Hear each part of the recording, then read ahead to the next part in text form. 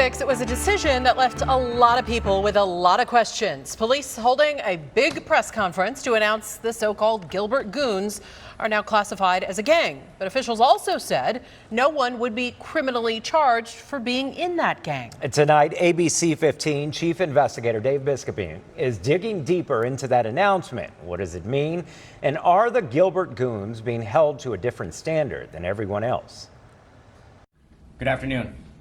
We are here today to provide an update on our teen violence gang investigation. A bunch of law enforcement agencies in the East Valley, they came forward and they said, hey, yeah, it's a gang, but we can't charge any of these kids as gang members.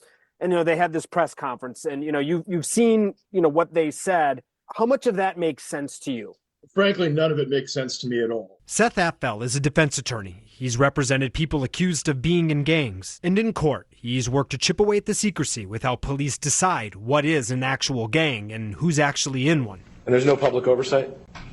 No, not that I'm sure of. And the persons that are gimmicked aren't informed, they don't have a chance to appeal the determination? No, sir. To be clear, Apfel is not saying whether or not the Goons should be considered a gang. Instead, he's saying they're being held to a completely different standard. I see absolutely no difference involved in this group that's alleged to have been committing violent acts as part of the group that the community says is intimidating them from speaking out, and where the group is actively posting their violence online to show that they are engaging in that activity.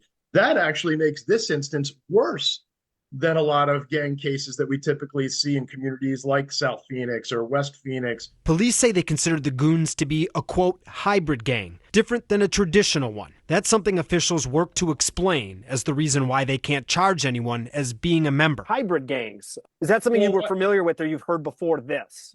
No, I view this term hybrid gangs as a law enforcement invention to lessen the impact of calling a particular group of a gang where law enforcement maybe does not want to go after them as gangs. At a different press conference on the same day as the police one, Maricopa County Attorney Rachel Mitchell was asked about the hybrid gang decision. I guess that they had said that they were classified as a hybrid gang. What does that mean? I'm going to speculate a little bit here about their meaning. Excuse me. What I would say about this group of individuals is, I think it's probably what everybody was struggling with when the questions were initially coming down, is this a gang? Is they don't look like a traditional gang.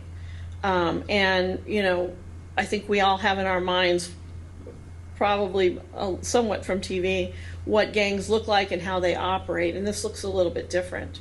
And so whether they're referring to that or something else, I don't know, but that would be my speculation. Several defense attorneys told ABC 15 they believe the answers given by police and prosecutors sound like a cop-out. The question that the public's going to have is, does everybody in the community get the same sort of analysis, consideration from law enforcement about whether or not they're a gang and they should be charged?